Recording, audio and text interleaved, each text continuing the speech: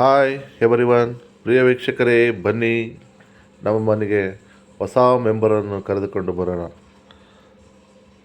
ಆದರೆ ನಾವು ದಾವಣಗೆರೆಯಲ್ಲಿಲ್ಲ, ಬೇರೆ ಊರಿಂದ ಅವನ್ನ ಕರ್ಕೊಂಬರೋಕೆ ಹೊರಟಿದ್ದೀವಿ.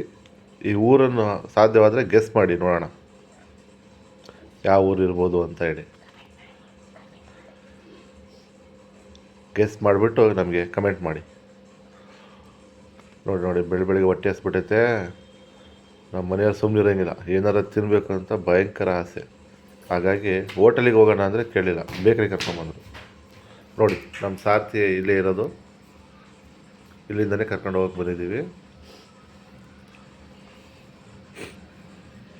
ನೋಡಿ ಈ ದೃಶ್ಯವನ್ನು ನೋಡಿಬಿಟ್ಟು ಯಾವ ಊರು ಅಂತ ಕಾಮೆಂಟ್ ಮಾಡಿ.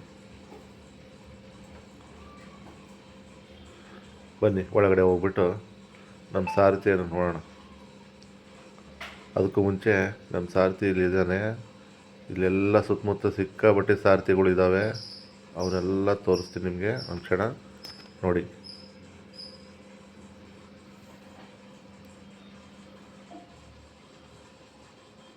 ನೋಡಿ ಎಷ್ಟೊಂದು ಸಾರಥಿಗಳು ಇದ್ದಾವೆ.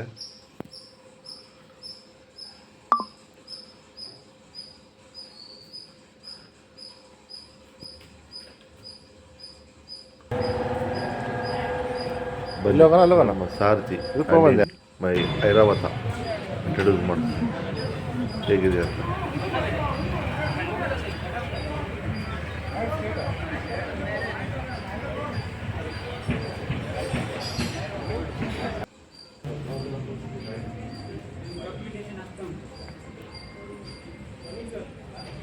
ಸುಮಾರು ಸಾರಥಿಗಳಿದ್ದಾವೆ. ಇದರಲ್ಲಿ ಯಾವ್ದು ತಗೊಳ್ಳೋಣ ಯಾವ್ದು ಬೇಡ ಅಂತ ತುಂಬ ತಲೆ ಕೆಟ್ಟೋಗ್ಬಿಟ್ಟಿತ್ತು.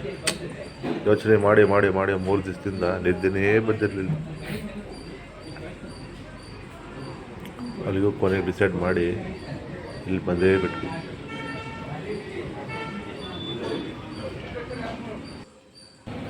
ಇದೇ ನೋಡಿ ನಮ್ಮ ಸಾರಥಿ, ಮೈ ಐರಾವತ. ಹೇಗಿದೆ ಅಂತ ಕಮೆಂಟ್ ಮಾಡಿ. ಕಲರ್ ಹೇಗಿದೆ? ಸುಮಾರು ಜನ ಈ ಸಾರಥಿಯನ್ನು ಕೊಂಡೊಯ್ದಿದ್ದಾರೆ.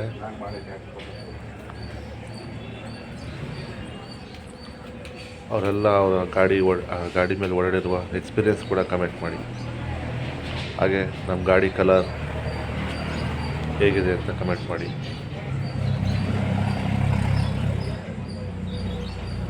ಹೇಗಿದೆ ನಮ್ಮ ಐರಾವತ? ನಾನು ಇದ್ರ ಮೇಲೆ ಕೂತಿಲ್ಲ ಒಂದ್ಸರಿನೂ. ಈ ದಿನ ಕೂತ್ಕೊಂಡು ನೋಡೇ ಬಿಡ್ತೀನಿ. ಒಂದು ರೌಂಡ್ ಹೋಗಿ ಬರೋಣ ಬನ್ನಿ.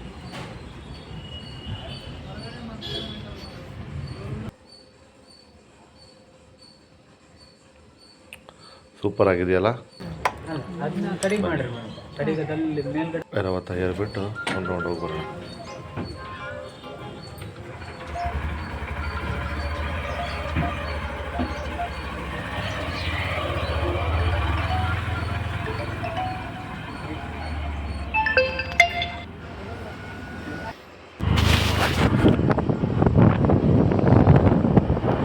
ಐರಾವತ ತಗೊಂಡ್ವಿ. ಇನ್ನೇನು ನಮ್ಮ ಕಡೆ ಹೊರಟಿದ್ದೀವಿ, ಬ್ಯಾಕ್ ಟು ಮೈ ಸಿಟಿ.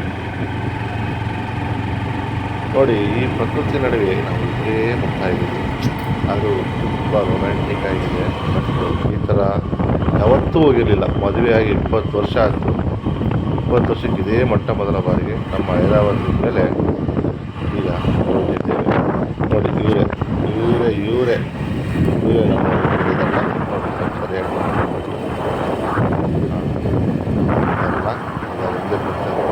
ಅಲ್ಲಿ ಕೆಳಗೆ ಬಿದ್ದಿಲ್ಲ. ಆದರೆ ಕೆಳಗೆ ಬೀಳೋ ಥರ ಏನು ಗಾಡಿ ಓಡಿಸ್ತಾ ಇಲ್ಲ ನಾವೇನು.